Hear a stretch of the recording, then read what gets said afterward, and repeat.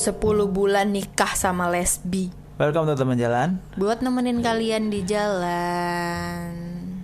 Banyak orang yang nanya, kalian tuh kalau nikah dan punya suami, kalian main-mainin alatnya suami kalian gak sih? Atau buat kalian cowok-cowok yang punya istri kalian suka main-mainin punya kalian gitu gak sih? Karena banyak orang yang heran gitu, kenapa pasangan ini tidak melakukannya. Oke, kita mulai speak up. Setelah saya diam selama 2 bulan lebih menunggu sidang pertama atas kasus penipuan, pelecehan seksual, hampir dibunuh, ditenggelamkan, pelecehan agama, pemalsuan identitas, pemalsuan gelar akademik, pencemaran nama baik, dirugikan secara mental, psikis, material. Tolong bantu saya untuk mendapatkan keadilan dan pelaku dihukum seadil-adilnya. Mental dan nama baik saya sudah dirusak. Karir saya dihancurkan, uang saya dikuras habis-habisan, kerugian hingga 300 juta lebih. Sedangkan pihak pelaku dengan santainya seolah-olah tidak bersalah atas perbuatan zolimnya. Dan pihak keluarga sama sekali tidak ada itikat baik untuk mengembalikan hak saya, malah asik berfoya-foya. Tolong tahu diri sedikit, anak kalian itu terlibat kasus hukum dan merugikan saya sebagai korban. Bahkan pasti ada korban lainnya. Saya harap bisa bertemu dengan korban lainnya supaya pelaku kejahatan kezoliman ini dihukum seberat-beratnya, seadil-adilnya, tanpa ada oknum yang mencoba membantu. Dan tolong pihak wartawan, kalau buat berita yang bener dikit, jangan asal nyomot berita buat viral tanpa memikirkan kondisi psikologis korban. Dengan keberanian dan tekad dari hati serta mental yang saya kuat-kuatkan, di sini saya speak up masalah yang saya alami selama 10 bulan terjadi. Mulai dari Juni 2021 sampai dengan 1 April 2022. Dengan semua rasa sakit, malu, kecewa, marah, dan ketakutan. Saya akan bercerita kisah 10 bulan yang terjadi terhadap saya dan orang tua saya. Sebelumnya saya ingin memohon maaf kepada teman-teman saya yang dirugikan atas nama saya, di mana nama saya dipakai pelaku untuk meminjam uang dengan dalih untuk biaya pengobatan ortu saya yang sakit. Jujur, di sini saya sangat menderita karena di sini saya adalah korban dari tindak pencucian otak, penipuan, pelecehan seksual, pencemaran nama baik terhadap saya dan orang tua saya, serta korban malpraktek. Pelaku mengaku sebagai dokter. Sebelumnya, tolong jangan judge saya dan memaki karena mental saya pun udah sangat rusak.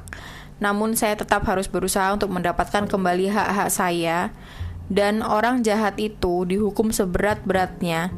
Dan saya berharap pihak berwajib pun bisa menangkap semua sindikat penipuan, pencucian otak ini. Saya butuh dukungan dari teman-teman semua. Kejadian ini bermula pada tanggal 31 Mei 2021. Saya yang membuka aplikasi Tantan, saran dari teman, berkenalan dengan seseorang yang mengaku bernama Petrus Gilbert Arrafif. Seorang mualaf yang hendak mencari pasangan hidup, yaitu istri. Dari sini ia mulai chat saya dan mengajak berkenalan. Setelah berkenalan selama 2 minggu, ia datang ke rumah saya di Jambi, berniat untuk melamar saya. Notes tidak membawa identitas dengan alasan hendak berganti nama menjadi Ahnaf Arrafif agar menghilangkan nama baptisnya sebelum menikahi saya. Setelah berkenalan dengan keluarga saya, dia mengaku sebagai dokter dan pengusaha batubara. Saya dan ibu saya dikenalkan dengan orang tua angkatnya yang bernama Syafni via video call. Terus di sini ditunjukin screenshotnya profilnya si cowoknya ini di aplikasi Tantan. Ada foto pertama, foto dia megang bola basket pakai kaos ya kayak baju cowok gitu. Yang kedua dia pakai baju dokter kayak pakai jas putih gitu, tapi nggak ada identitasnya, dan penampilannya ya emang kayak mirip cowok sih karena rambutnya pendek. Terus dia ngechat, "Assalamualaikum, boleh aku nazor?" Terus dijawab, "Insya Allah boleh, tapi aku mualaf, nggak apa-apa. Bisa sholat, bisa ngaji?" "Bisa, alhamdulillah." "Afwan, boleh minta no WA, kalau kurang berkenan nggak apa-apa, afwan." "Sejak kapan?" "Sejak 2016." "Boleh diceritakan?" "Aku masuk Islam dari 2016. Kamu umur berapa? Anak keberapa dari berapa bersaudara?" Oh, tadi itu jawabannya. "Punya keinginan menikah kapan?" "Maaf ya, banyak tanya. Bingung jawabnya dari yang atas. Apa yang mana nih?" "Jawab aja, yang mana yang kamu mau jawab duluan, hehe." "Afwan ya." 1. Menjaga sholat. Syukur-syukur bisa membimbing ke langkah lebih baik.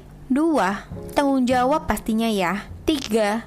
Anak pertama dari 2 bersaudara. 4. Pengennya pas 23, sekarang udah mau 27. Sekian dan terima kasih. Oke, menurut kamu apa aja sih harus kita pribadi persiapkan untuk ke jenjang pernikahan? Apa cukup hanya dengan kemantapan dan pengetahuan duniawi? Nggak cuma duniawi, akhirat juga harus sejalan.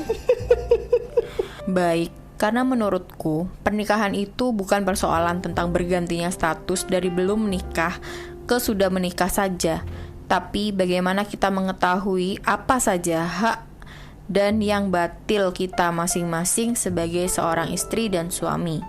Karena menikah bukan perihal ganti status saja, tapi harus ada ilmu agama di dalamnya. Percuma kalau duniawi dia punya semuanya tapi lupa ibadahnya. Jadi intinya antara dunia sama akhirat harus seimbang. Afwan, karena banyak orang yang hanya menginginkan pernikahan hanya sekedar ingin, tapi lupa cara membangun dan mempertahankan sebuah hubungan di dalam keluarga kecil mereka. Bukan hanya membangun keluarga untuk di dunia, tapi juga menempah istana untuk ke surga. Iya betul harus seimbang. Nah itu benar sekali. Apa belum ada laki-laki yang nazar ke kamu atau mau seriusin kamu? Jujur, aku cari calon istri. Ya ikhtiar, bisa lewat mana aja kan. Kalau kamu berkenan, aku mau nazar ke rumah. Sampai saat ini belum ada yang nazar ataupun serius ke jenjang pernikahan. Saya nggak pacaran, saya juga nggak mau diajak pacaran. Iya, aku paham. Dan saat itu juga membahas masalah pernikahan dan menunggu kedatangan keluarga besar Ahnaf Arafif, yaitu pelaku. Setelah 1 minggu di Jambi, pelaku pulang ke Lahat dengan alasan akan mengambil surat menyurat serta KTP dengan nama yang baru tanggal 4 Juli 2021. Lalu, pada tanggal 5 Juli 2021, adiknya yang bernama Devtiasari mengabari saya bahwa mamanya meninggal karena kena COVID setelah beberapa hari dirawat di ICU. Kemudian pelaku pun mengabari saya seperti demikian, begitu pula dengan tantenya si TI Yuliani. Menelepon saya dan keluarga, ibu dan bibi mengabarkan hal duka tersebut. Jadi kedatangan mereka pun ditunda karena seharusnya pada tanggal 9 Juli 2021 akan ada acara lamaran. Posisi tenda pun udah dipasang, bahan-bahan untuk acara lamaran udah dibeli dengan uang ibu saya sendiri. 3 hari setelah kabar duka tersebut, pelaku datang kembali ke Jambi tanpa membawa identitas dengan alasan belum jadi. Sampai pada akhirnya tanggal 18 Juli, saya pagi hari disarankan oleh om dan bibi saya untuk menikah secara agama aja dulu atas permintaan pelaku tersebut juga. Spontan saya kaget, namun dikatakan bahwa tidak apa-apa menikah siri dulu sambil menunggu surat identitas. Anjir. Dan dikatakan oleh om dan bibi saya bahwa di daerah saya tinggal sebelumnya juga ada yang menikah siri dulu baru lanjut ke KUA. Hari itu juga saya meminta izin kepada ibu saya pada waktu sore hendak maghrib. Spontan ibu saya kaget dan kondisinya saat itu emang sedang sakit sehingga nggak bisa mendampingi saya.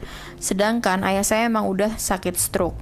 Pada malam itu tanggal 18 Juli 2021 pada pukul 20 WIB terjadilah pernikahan dengan saksi dari pihak keluarga ayah saja serta wali hakim dan saksi imam. Sedangkan dari pihak pelaku hanya video call sebelum pernikahan itu dimulai. Dari sinilah aksi-aksinya mulai dilakukan dan sangat didukung oleh pihak keluarganya bahwa ia benar-benar laki-laki berprofesi sebagai dokter spesialis bedah syaraf serta pengusaha batu bara dengan menyebutkan PT Bomba Group serta perusahaan yang lainnya seperti PT BAU dan PT Pama. Selama ini saya dicuci otak sehingga tidak sadar bahwa ternyata saya ditipu. Pelaku selalu minta uang dengan alasan untuk pengobatan ayah saya, minta uang dengan ibu saya juga, hingga kerugian mencapai 300 juta lebih. Nama baik saya pun dihancurkan di mana-mana. Akses saya terhadap teman-teman saya pun dibatasi dan banyak yang diblokir tanpa sepengetahuan saya. Selama 5 bulan pelaku tinggal di rumah ibu saya. Lalu bulan November 2021 pindah ke rumah bibi saya, yaitu adik dari ayah saya, karena ibu saya selalu mendesak identitas yang tak kunjung diberitahu. Begitu pula janji-janji keluarganya yang akan datang ke Jambi, namun selalu diingkari. Sampai pada awal Desember 2021 dan pelaku melakukan malpraktek pada saat saya sakit dengan menginfus serta memasukkan obat. Padahal dia bukan dokter setelah semua kasus terbongkar. Memang kalau kejahatan sudah waktunya terbongkar, akan terbongkar. Ini ada screenshot surat keterangan nikah. Ada tulisannya telah dilangsungkan akad nikah pada tanggal sekian-sekian dengan nama Ahnaf Arafif, S1 dokter umum. Statusnya tulisannya jejaka. Terus dengan si wanitanya ini, terus ditandatangani oleh saksi-saksi dan ditandatangani oleh yang menikahkan. Terus ada fotonya mereka berdua juga ditempel. Terus ada tulisan peringatan, segera diurus bagaimana untuk mendapatkan buku nikah. Terus ditandatangani di atas materai oleh si yang ngakunya laki-laki ini. Terus ada juga screenshot yang kedua, yaitu cewek ini yang pakai infus yang katanya dipasangin nama suaminya. Dan ada screenshot suaminya waktu nyuntikin obat ke dalam suntikan. Itu ngambil darah ya? Oh, ngambil obat ke dalam suntikan. Anjir, serem banget sih. Sejujurnya pelaku menghilangkan banyak barang bukti seperti HP saya yang diminta dijualnya. Namun di sini kekuasaan Allah tetap ada.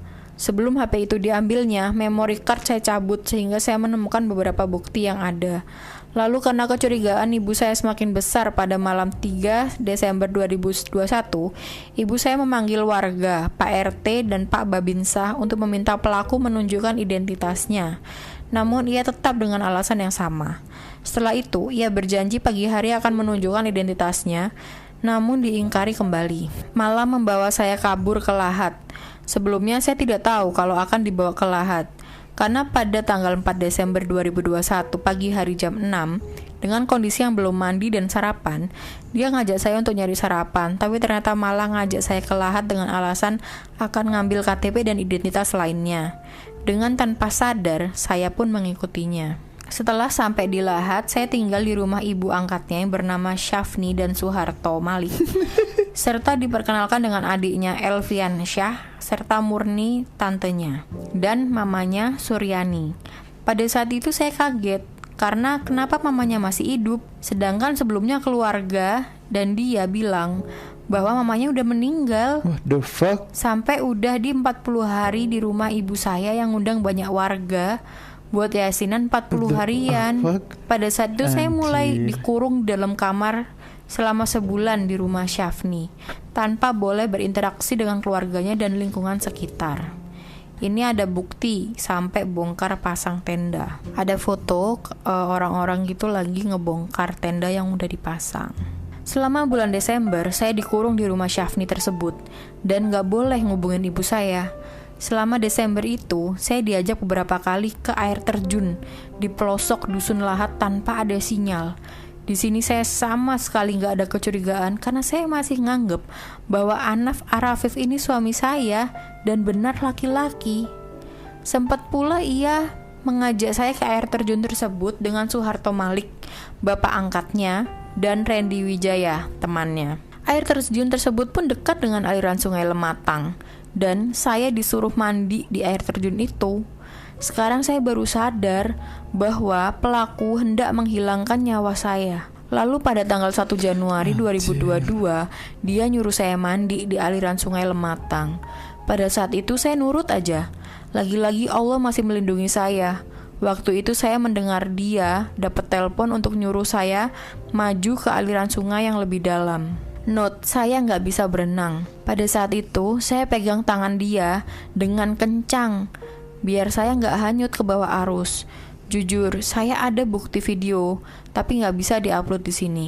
Setelah itu saya dikurung selama 4 bulan di rumah temennya, tanpa boleh berinteraksi dengan lingkungan sekitar. Pelaku terus menguras uang saya yang saya punya, sampai ke deposito pun dipaksa dicairkan. Note, buku rekening asli saya tinggal di rumah, namun saya disuruh buat surat kehilangan di Polresta Lahat. Oke, di sini saya benar-benar dibodohi dan dicuci otak untuk membenci ibu kandung saya sendiri. Banyak sekali fitnah yang diucap seperti nuduh ibu saya sebagai penunggang agama, dan teman-teman dia menutupi bahwa dia adalah laki-laki. Padahal sebenarnya dia tuh perempuan. Jadi selama 10 bulan saya menikah dengan perempuan, bukan laki-laki. Dan selama 10 bulan saya meyakini bahwa dia itu laki-laki. Ini ada screenshot foto 3 orang berdiri di jembatan gitu, sama ada motor dan ada platnya sih, tapi gak usah dibacain lah. Kayaknya ini video ya. Terus ada video sungainya, kayaknya sungai yang dia tadi disuruh masuk di situ, dan serem banget sungainya kayaknya ya, gede dan deres. Kencang arusnya. Tanggal 1 April 2022, ibu dan tim buzzer Jambi mencari saya dan akhirnya diketemukan di rumah di pinggir rel kereta api daerah Lahat. Sampai di Jambi tanggal 2 April dengan pembuktian nyata, tim Polresta menyuruh pelaku untuk mengaku dan membuka pakaian. Begitulah saya baru tersadar bahwa dia ini benar-benar perempuan. Sedangkan selama ini saya dikelabui. Teman-teman pasti bertanya, apakah saya golongan lesbi? Nauzubillah, saya normal dan bukan golongan LGBT. Sekalian saya ungkap secara tuntas karena tidak terima dilecehkan secara seksual, bahwa kami berhubungan selayaknya suami istri. Note, tapi saya tidak diperbolehkan melihat secara langsung alat kelaminnya. Jadi, selama ini saya selalu dipaksa dengan mata saya ditutupi dengan kain panjang saat berhubungan dan lampu dimatikan. Pelaku tidak mengakui perbuatannya dan hanya mengaku kepada pihak kepolisian dengan menggunakan jari. Saya nggak terima akan hal itu karena saya yang merasakan. Alat apa yang dimasukkan ke misfi saya? Karena sempat saya pegang dari luar celananya, emang ada alat kelaminnya. Tapi setelah pembuktian langsung, lagi-lagi pelaku menghilangkan barang bukti. Dan baru saya tahu bahwa dia perempuan dan golongan lesbian. Sampai saat ini saya mengalami trauma berat dan positif PTSD kronis. Banyak orang yang memojokkan saya atas ketidaktahuan saya selama ini. Iya, karena otak saya udah dicuci abis-abisan dan gak bisa pakai logika berpikir. Terus setelah ibu saya berbulan-bulan mencari saya, karena setelah lapor identitas asli baru, diketahui dia adalah perempuan dan bukan laki-laki. Usut punya usut, dia pernah menipu orang di daerah Tangerang dan Lampung. Tolong siapapun itu hubungi saya jika pernah mengalami hal ini. Anjir. Harus memposting muka beberapa orang yang mungkin memiliki trauma seperti saya. Namun kita harus sama-sama berjuang untuk mendapatkan keadilan agar tidak ada korban lebih lanjut lagi. Please support mental saya. Terus kita baca komennya ya. Iya, ini mengagetkan Jim. Bagus banget. Terus ada yang komen, bukannya mau ketawain tapi dari gelarnya aja udah red flag. Ya kali, bedah syaraf lulusannya S1 Teknik, Hukum dan Humaniora. Jadi ada screenshotan undangan pernikahannya mereka gitu. Tulisannya Dr. Ahnaf Arrafif SPBS SArt ST SH Shum. Jadi dia S1-nya ada Hukum, Humaniora, Teknik, SART itu apa sih? Arta itu masa? Sarjana asisten rumah tangga. 4 sarjana plus 1 gelar dokter spesialis. Gelar dokter spesialis tuh anggap butuh waktu 3 tahun ya. Terus ada 4 gelar lagi kan gitu, 12 tahun. Iyalah. Ya tapi kan bisa diambil bareng. Ya ambil bareng, cuman kan nggak bisa ambil 4 langsung kan. Paling ya 2-2. Misalnya ambil 4 langsung sama dokter, berarti kan ya 4 tahun plus spesialis 2 tahun ya, masuk akal sih. Masuk akal dasmu. Masuk yang akalnya gak masuk orang sama gila. sekali lah Ya, kenapa ya kok dia kok all outnya tuh? Yang problem tuh ya orangnya percaya sih. Ada yang bales, oke, ta'aruf dan tantan dari sini aja udah salah. Terus ada yang bales, dokter, pengusaha batubara, main dating app, Pesen ya buat para gold digger, kalau si cowok belum ngasih mobil atau barang-barang mewah, jangan gampang percaya. Semoga mbaknya selesai masalahnya. Tapi gimana Jim, menganggapnya gold digger ta itu? Kalau di kepalaku sih lebih ke arah kayak menginginkan laki-laki yang mau menikahi dibandingin gold digger sih. Iya, kan dia targetnya tadi umur 23 udah nikah. Tapi ternyata dia udah 27 belum laku-laku gitu kan. Jadi kayak ngejar status doang kan, bukan gold digger atau apa gitu. Ini ada, Mbak, dari suara gimana, apa nggak kelihatan perempuannya? Terus dia jawab, nggak sama sekali. Saya juga ada bukti suara bahwa pelaku mengakui sebagai dokter yang saya rekam diam-diam waktu awal kenal. Mau dinyalain nggak? Boleh. Ada. Nah, jaringan sel radialis atau femoralis tersebut nggak bisa kita langsung patahin dong. Iya, kalau kita ngoperasi orang nggak bisa gitu, kena sama satu titik gitu, udah kita cabut, kita operasi, kita angkat, nggak bisa. Pasti banyak beberapa sel yang mati. Iya, pasti banyak beberapa sel yang keangkat gitu. Nah, sel yang berdekatan sama sel yang bermasalah itu yang harus kamu uraikan gitu, yang harus kamu jelaskan kenapa. Nah itu meyakinkan banget sih, tapi emang orang-orang banyak yang komen sih, ini suaranya cewek banget sih, bla bla bla gitu. Tapi enggak kok, suaranya kayak dokter gitu kan. Iya, sama jadi kayak dokter. Jadi agak lembut gitu kan. Dokter yang ngasih tahu soal skincare itu suaranya kan kayak gini kan. Dan menurutku acting voice itu tetap bisa dilakukan kok dan bisa dilatih gitu kan. Terus ada yang komen, pelajaran ya guys, ingat orang pinter selalu tahu audiensnya. Contoh, cowok profesinya arsitek, tapi lagi ngobrol sama cewek profesi perbankan. Dia nggak akan jelasin detail soal bangunan dan perintilan gedung, karena buat orang perbankan juga nggak akan nyambung. Paling cuma ngomong garis besarnya. Jadi, kalau ada orang ngomong fafifu was kayak gini, apapun profesinya yang berbeda sama kita, udah pasti antara dua. Orang ini sombongnya parah atau mengelabui kita. Terus gimana cara tahu? Itu kan antara dua tetap aja nggak menjawab. Aku kalau ngelihat god kompleksnya dari dokter mungkin banget loh untuk banget ngelakuin kan ini. Kayak walaupun orang yang dengerin itu nggak paham apa yang diomongin tuh, kayak dia bomat aja gitu dan tetap Makan terus aja. Loh, kamu gini aja nggak tahu. Jadi kamu di S1 teknik sipil nggak diajarin soal saraf gitu kan misalnya. Ya. Iya sih, aku percaya full aslinya. Ada orang-orang yang punya God kompleks dan pasti ngelakuin hal ini kayak gitu. Jadi sebenarnya tetap nggak bisa disalahin sih mbaknya, tapi orang-orang tuh lebih banyak yang fokus ke Nyalain kamu kok mbaknya. bisa nggak tahu sih kalau dia ini cewek kayak gitu loh. Aku pasti, ya, aku yakin kedengeran banget kok dari tanda-tandanya tuh kelihatan banget kok, bla bla bla kayak gitu sih. Aku yakin banget kalau si cewek ini, si suaminya ini itu tuh pakai sextoy yang nempel ke yang bisa dipasang gitu. Ini ada yang balas, I feel you mbak, gimana stresnya dibohongin, aslinya cewek ngaku cowok. Aku juga pernah, tapi gak sampai nikah sih, cuma janji palsu. Emang kayak gini cocoknya hidup di jahanam aja. Ngeri, sampai sekarang aku juga gak pernah kenalan lewat aplikasi kayak Tantan, Tinder dan lain-lain. Emang ngeri aja. Terus jawab, iya mbak, udah nasibku dihancurkan sehancur-hancurnya kayak gini. KTP sama deposito semua diambilnya. HP segala macam yang bisa diuangkan juga udah diambil. Bookingannya dia tuh banyak banget. Semoga masalahnya cepat selesai ya mbak. Pelajaran buat yang lainnya juga deh, jangan polos-polos amat. Anjir, kok tiba-tiba ngomong jangan polos-polos amat gitu sih, kayak nyalahin dia.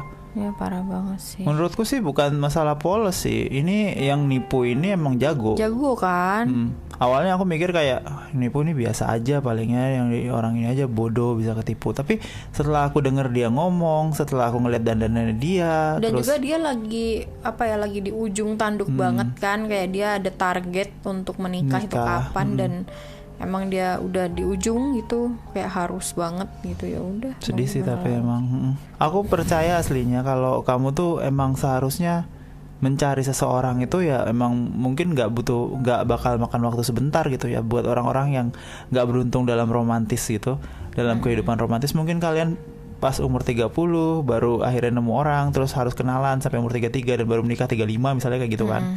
Beberapa orang ya emang jalannya kayak gitu dan nggak ada salahnya untuk hubungan yang makan waktu lumayan lama, karena ini niatnya buat selamanya, niatnya ya, walaupun belum tentu hasilnya kayak gitu. Niatnya kan buat selama mungkin. Jadi nggak usah terlalu buru-buru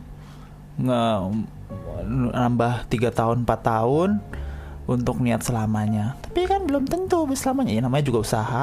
Dia bilang, dan jelas di kampung saya tinggal dia itu sholat Jumat dan jadi imam di musola juga. Tolong bantu support mental saya. Bangsat. Terus gimana sholatnya orang-orang itu anjir? Ya dia nanggung lah. Dia nanya, itu yang disuntikin apaan? Terus dibalas, saya pun nggak tahu kak, obat hilang ingatan mungkin ya. Mana ada anjir, semua orang pengen lah disuntik obat hilang ingatan. Kemungkinan salin sih, nggak mungkin seberani itu. Ini ada di sini, udah didoain aja, jangan ditambahin lagi nyalahin mbaknya, dia udah sangat depresi. Masih percaya Tantan, Tinder, atau aplikasi dating lainnya? Hati-hati bestie, banyak yang palsu hanya demi kepuasan nafsu. Yo, mantap. It's rhyme so it must be true. Iya, Wallahu a'lam, Allahu somad. It's rhyme, it must be true. Yang ngomong udah kelihatan cewek ini pengen ku datengin ya. Kayak Lucinta Luna tuh kayak gimana gitu loh. Ternyata dia tuh cowok dan nothing wrong with that. Cuman kan gimana cara bedainnya kayak gitu loh.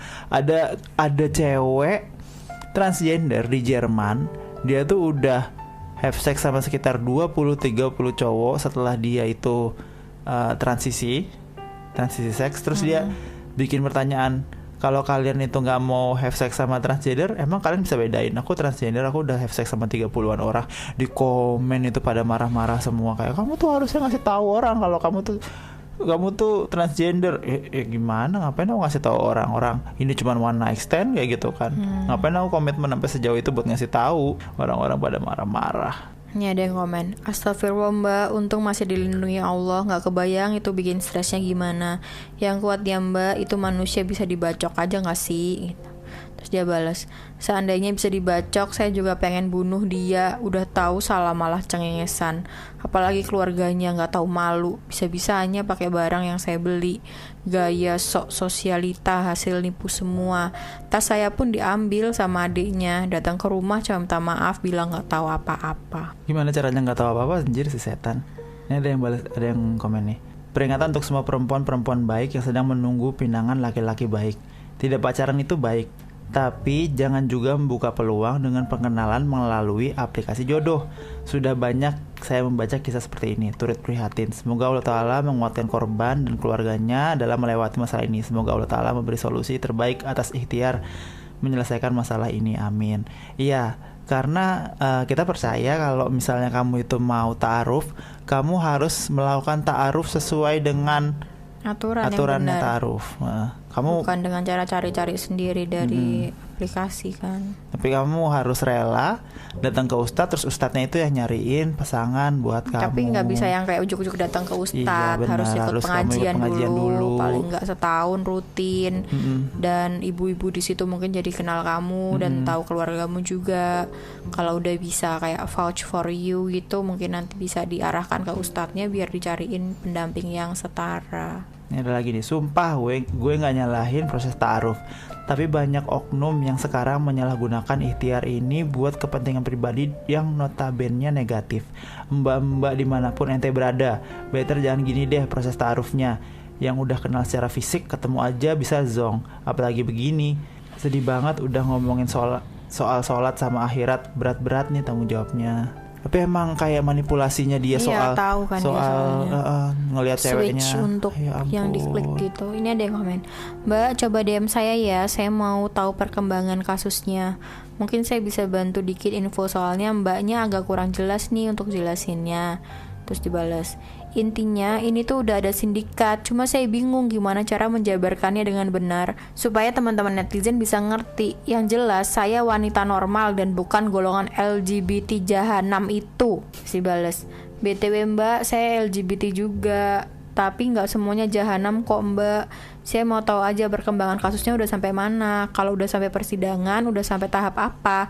Saya kalau sebagai penyidik ada beberapa hal yang mungkin saya minta klarifikasi ke Mbak. Om dan Bibi yang bilang nikah siri aja dulu, itu mereka gimana setelah ponakannya udah nikah terus jadi gini?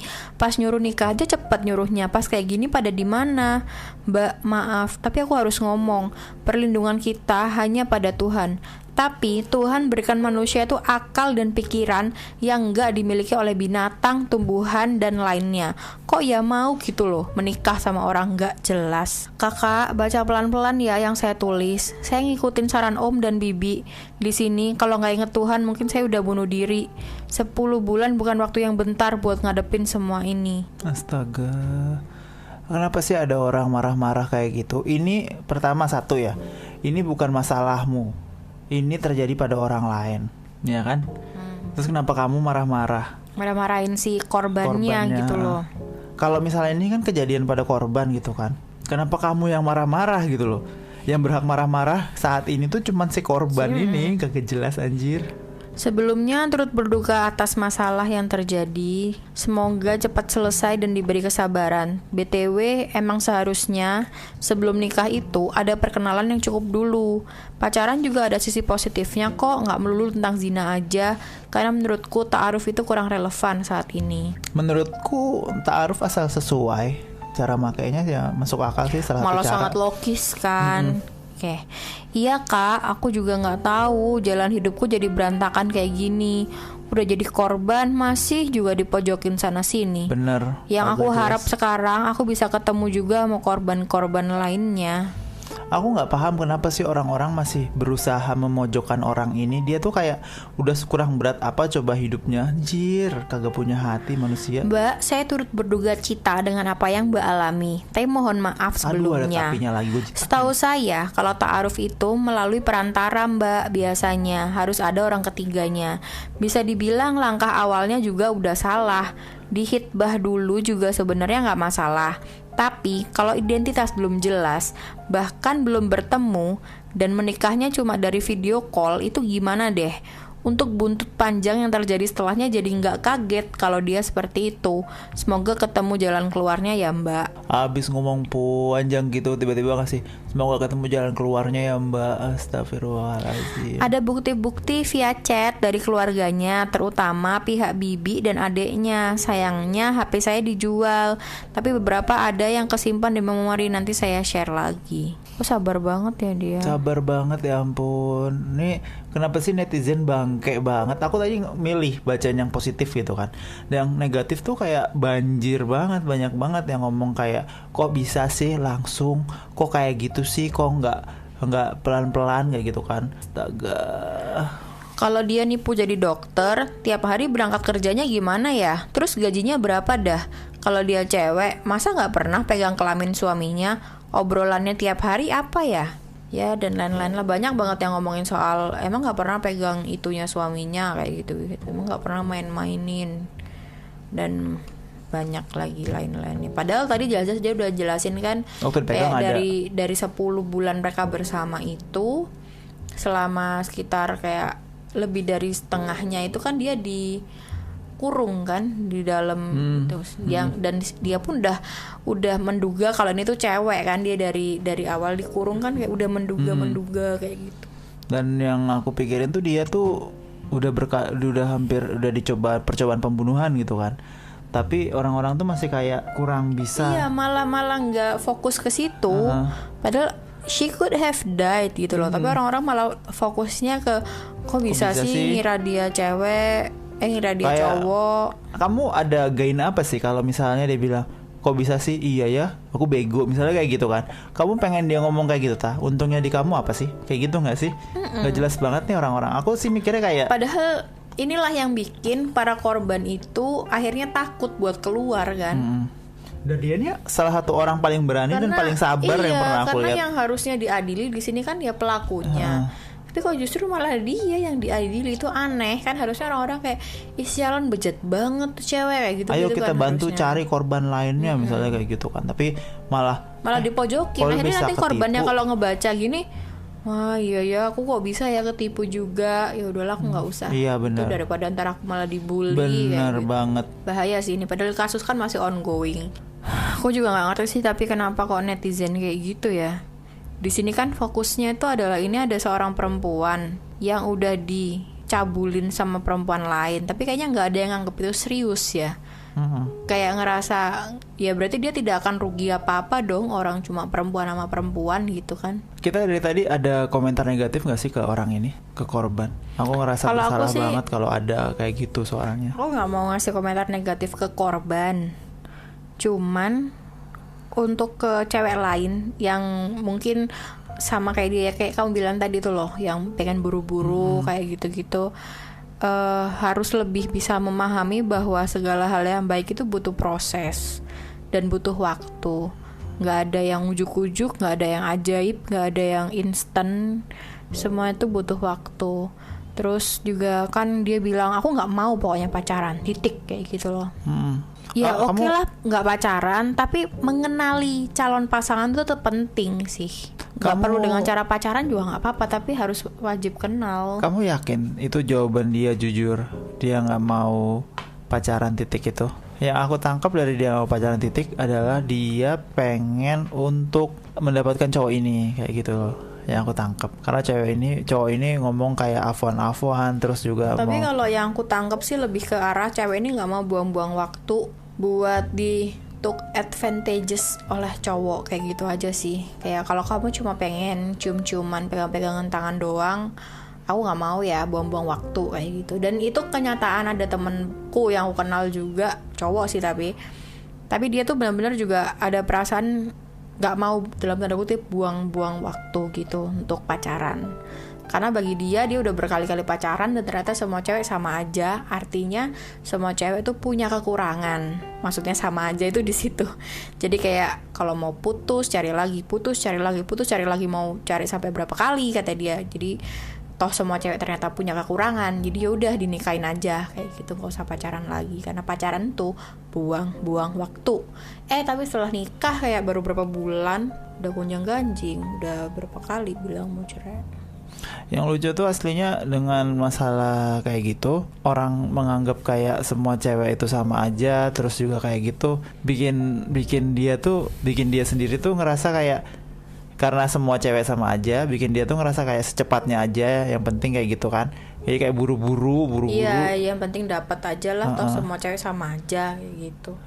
Kayak nggak ada gunanya buat ngefilter nyari yang terbaik. Iya. Karena toh semuanya juga pasti ada kekurangannya. Aku kok agak gimana ya dengan orang-orang yang semua orang emang ada kekurangannya, tapi kekurangannya cocok nggak sama kamu kan, kayak gitu kan. Tapi kebetulan cewek ini kekurangannya cocok sama Iya, dia. waktu masih Dan kelebihannya gitu. juga cocok sama dia. Tapi ternyata di dia pernikahan itu beda. Sayangnya dia tidak memikirkan tentang bahwa ada kemungkinan cewek ini cuma acting supaya memenuhi keinginannya dia supaya dinikahin. Itu yang dia tidak pikirkan sih. Padahal menurutku kalau pacarannya agak lama lagi kemungkinan bisa kelihatan sih, kemungkinan banget. Tapi untuk orang yang selalu minta buru-buru nikah, Itu ada red flag ya. itu red flag. Menurutku kayak kemungkinan dia jujur tuh bakal makin kecil. Kemungkinan dia itu sincere sama kamu tuh juga makin kecil kayak gitu kan. Jadi dia bakal nutup-nutupin semua kekurangannya dia supaya dia dapat itu deh. Yang dia pengen satu-satunya itu ya pernikahan itu. Jadi yang penting kayak ditangkep dulu gitu. Iya. Karena nanti gimana Berantem cara mulu tiap hari atau kayak gimana ya, itu urusan nanti. Aku agak sebel sih aslinya sama hubungan pernikahan ini sih. Kayak pernikahan yang kayak gitu, kayak buru-burunya itu.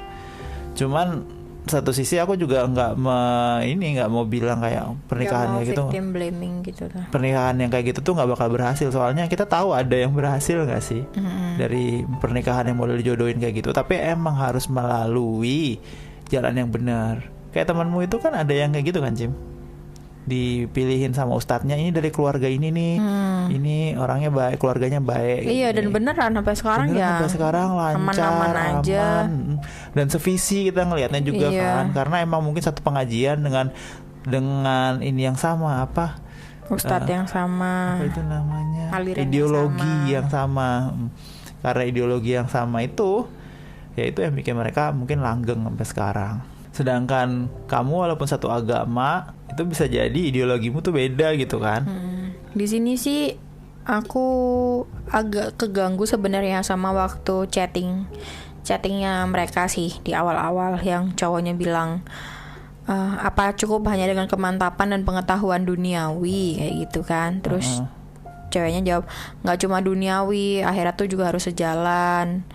Kalau duniawi dia punya semuanya tapi lupa ibadahnya, ya percuma. Jadi intinya antara dunia sama akhirat harus seimbang. Itu kan secara tidak langsung dia pengen ngasih tahu bahwa dia pengen punya cowok yang punya duniawi juga kan. Berarti maksudnya punya segalanya juga di dunia, tapi juga ngerti soal agama juga gitu. Kayak she wants it all juga nggak sih kedengarannya dari obrolannya itu. Makanya dia bisa kejebak karena dia emang punya ekspektasi untuk seorang laki-laki yang pantas. Untuk dia itu adalah laki-laki yang ya punya jabatan, punya harta, profesi yang mulia gitu, tapi juga punya uang juga nih. Makanya tapi dia juga bisnis ngerti batubara, agama juga, yang penting bisa agama sholat juga. ya gitu-gitu. Dan yang paling aneh tuh ada syarat anak pertama dari 2 bersaudara. Itu udah kayak Itu bukan syaratnya, itu dia ngenalin diri kan. mengenalkan dirinya dia, bukan. Jadi syaratnya ya soal yang dunia Iya, tadi dunia itu. tadi itu Oh gitu ya. harus oke. seimbang katanya. Nah, problem dari harus seimbang itu, problemnya kan dua-duanya dia pengennya tinggi. Itu aja sih aku ngerasanya. Iya benar-benar. Kecuali kalau misalnya dia bilang duniawi sih nggak apa-apa, nggak ada juga kan, kita bisa usahain bareng-bareng. Yang penting akhiratnya dia lebih baik kayak Atau gitu misalnya lah. kayak yang penting sih duniawi aja, kita bisa berusaha bareng. Akhirat itu ya biar Tuhan aja yang nentuin, misalnya kan kayak gitu. Iya, atau ya kita Atau- belajar agama bareng, Ya, pengajian bareng atau apa. Dia tuh kan enggak, tapi dia pengennya terima jadi. Nah. Itu sih yang aku juga nggak suka dari orang. Kebanyakan itu mereka tuh kayak, aku mau nyari barang yang udah jadi, aku nggak mau nyari barang yang masih setengah matang terus aku harus cook up myself kayak gitu loh. capek banget, banget, nggak punya ya ampun, waktu, nggak punya- buang-buang waktu, buang-buang tenaga. Iya.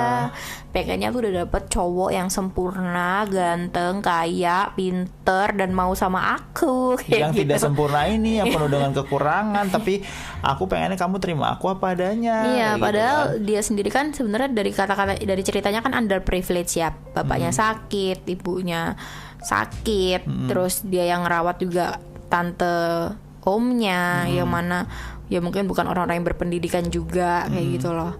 Cuman ya itu sih ekspektasi orang-orang terhadap pasangan itu loh. Pengennya tuh yang udah perfect, tapi pengennya yang mau sama dia kayak gitu. Padahal kan kalau di dunia nyata ya, kebanyakan orang yang udah perfect kayak gitu ya biasanya selalu dapet sama yang selevel sama dia, nggak Aku sih? mikirnya kayak yang perfect itu biasanya ada yang ngecook. Udah ada yang ngetem kan. Iya. Maksudnya emang dari kuliah bareng, mereka udah pacaran, terus pas udah cook gitu terus nikah, biasanya kayak gitu kan. Iya sih, cuman ya balik lagi ekspektasi itu emang selalu ngebunuh sih. Kayak ekspektasi nikah cepet-cepet, itu bakal ngebunuh proses. Iya. Ekspektasi nikah sama orang yang udah pasangan yang perfect, berusaha ngerusak juga Membunuh proses. juga. Pokoknya kalau kamu tuh nggak nikmatin proses, ya mendingan jangan ke situ kayak gitu Iya, kan. cuma pengen dapet hasilnya doang. Tapi nggak mau berusaha. Oke, I think that's all for today. Semoga kasus ini cepat selesai dan mbaknya bisa menemukan kedamaian lagi dalam hidupnya. See you Amin. later, see you tomorrow, bye bye.